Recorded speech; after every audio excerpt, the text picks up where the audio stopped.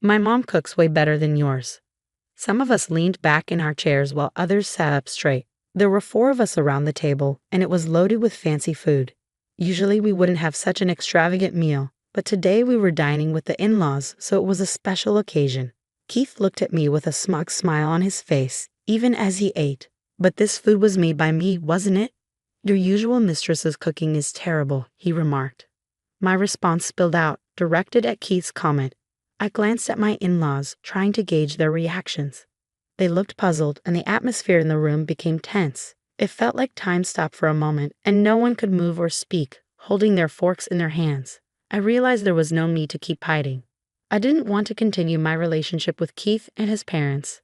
I was the only one feeling this bitterness, but I was ready to fight back. I had planned to get back at Keith during today's gathering for a while now. That's why I had left our daughter with my parents. I didn't want her to witness this ugly side of me or be affected by it. My goal was to get revenge on Keith, and I was secretly pleased about it. My name is Rachel Davis, I'm 34 years old, and my daughter Nag just started elementary school. I'm your average housewife, living comfortably without any major troubles. Even though I have the means to live luxuriously, I'm not overly greedy. All I want is to be happy with my husband, Keith. On the surface, people might think we're a happy couple. But there's something that's been bothering me. Keith, who turned 39 this year, has been coming home late recently. It's been a norm for him to come home late since we got married. Keith works for a well-known company, and I know he's given important responsibilities. I assume there must be valid reasons for him not coming home early. I've always supported Keith and never accused him of anything, even though he deals with a lot of stress from work. He tries his best for our family, often planning trips for us on his days off. Despite the stress, we've never had arguments like other couples might. I've made up my mind to go somewhere tomorrow. I'd apologize for springing this on you suddenly. It's okay. I understand your situation with your husband. So what exactly do you need me to look into? Timothy asked as we sat on opposite couches, lost in thought. He spread some documents on the glass table in front of me.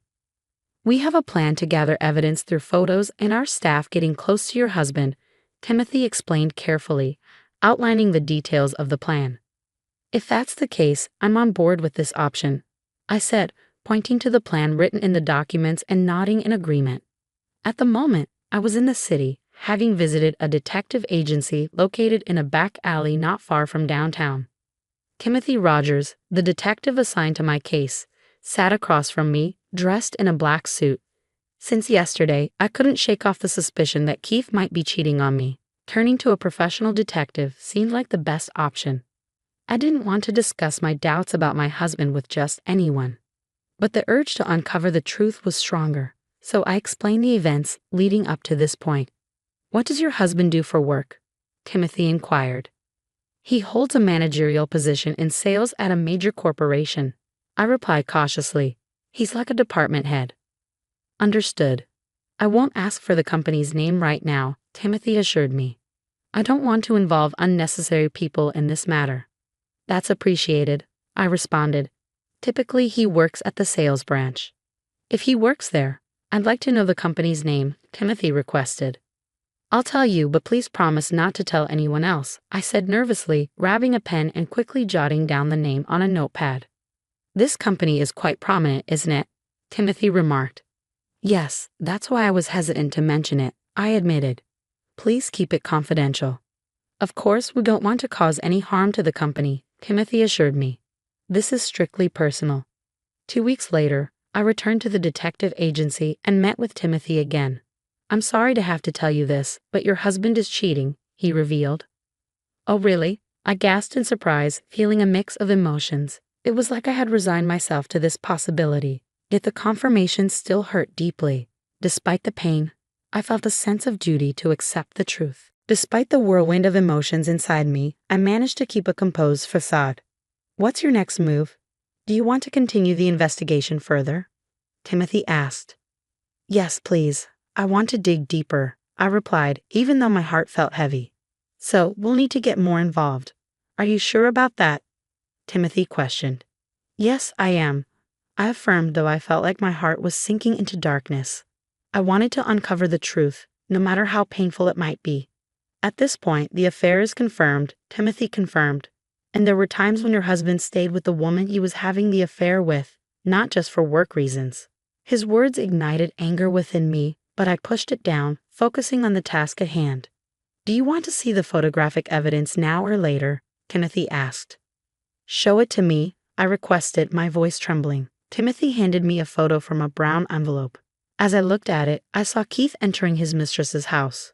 The woman seemed to be around my age, but she appeared younger and more attractive. Keith looked happier with her than he did with me. My daughter Naomi's earlier observation wasn't a lie. She was only in first grade, and I didn't want to disrupt her life with a divorce. But I couldn't stay with a cheating husband either. If the affair affected Naomi negatively, it would be too late. Suppressing my pain, I made a decision. I need as much information as you can provide, I told Timothy. All right then, we'll proceed with the investigation for about 2 months. Is that okay with you? Timothy asked. Yes, I have enough money for it. Please, I need you to do this, I said firmly, meeting Timothy's gaze. But suddenly, a voice interrupted us. Hey, don't you go making decisions on your own. All you do is lie, the voice accused. No, it's the truth, I replied firmly, ready to face whatever came next. Now that I'm at Keith's parents' house without Naomi, I can fully respond to Keith's accusations. I haven't lied or deceived my parents-in-law, so why should I hide the truth? Besides, there's no benefit for me in doing so. A few days before coming here, I received a report from Timothy confirming that the investigation was completed. All the information from the detective was in the bag next to me. Keith can't deny it, and once the evidence is presented, his parents should understand. But I needed to be cautious. Knowing Keith's tendency to deceive, I decided to reveal the truth to his parents while observing the situation. You're crazy. My son would never cheat. You just keep lying, Keith's father exclaimed, his voice echoing inside the room. Just moments ago, we were having a pleasant conversation, but a minor disagreement between Keith and me escalated the situation, making the atmosphere tense. I had only mentioned that Keith hadn't been coming home for the past 6 months, but he immediately got defensive and accused me of lying. It was me who triggered this, but my resentment towards my husband ran deep. I had come to this gathering with feelings of revenge. According to my son, you can't even manage household chores properly. You're just at home and yet you don't do anything, Keith's mother chimed in, echoing her son's accusations. That's a misunderstanding, I replied firmly, pushing down my feelings and locking eyes with Keith's father, even though his expression was intimidating. Your son is lying. Misunderstanding? Are you suggesting my son is lying? Keith's father challenged. Yes, I continued speaking, determined to stand my ground. That's ridiculous. My son is a light. I've always provided him with a good education and quality meals. Moreover, I've taught him to be respectful and not to be a bother to others. Do you think someone like him would cheat? It's impossible. But Keith's father stubbornly refused to acknowledge what his son had done. Perhaps it was his lack of knowledge about the situation that made him unwilling to accept the truth. But Robert's demeanor grew increasingly tense. I was just about to present the evidence when Susan, who had always been kind to me, spoke up. I used to trust you, but after this incident, I just can't anymore, she said, her tone filled with disappointment. Susan had been kind to me since I arrived early at their home today. She had even recommended Keith to marry me. Susan and my mother were old friends, so her kindness was expected. However, now she looked at me with suspicion, as if I were a criminal.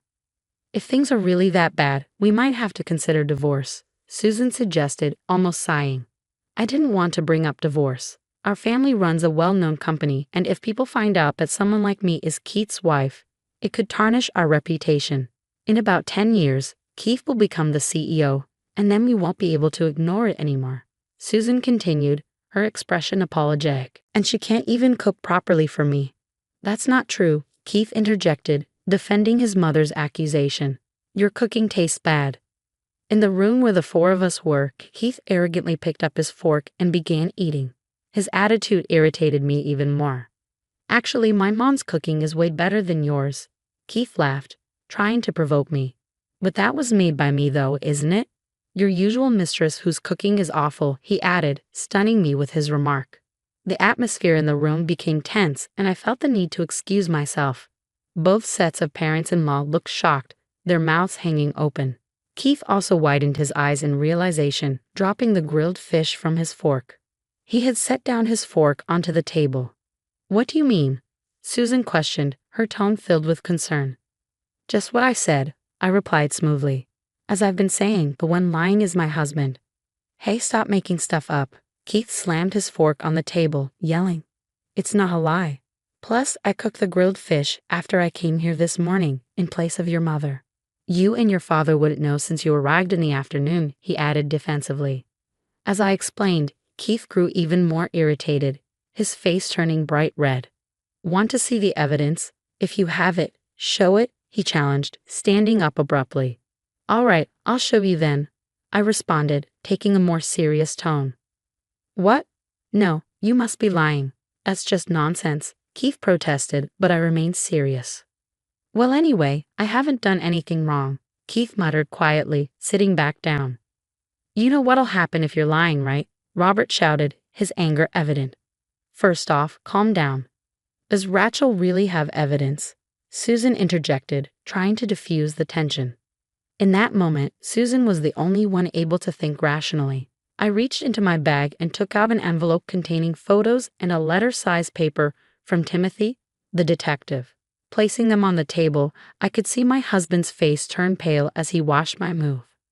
No, it's not like that, Keith protested, desperate to avoid confronting the truth, repeatedly denying it. What is this? What does it mean? Robert demanded, visibly agitated. It's nothing, Keith covered his ears, refusing to face reality. These photos, who's this person?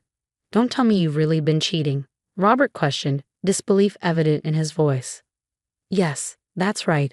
That's why I have these photos taken as evidence. This isn't fabricated.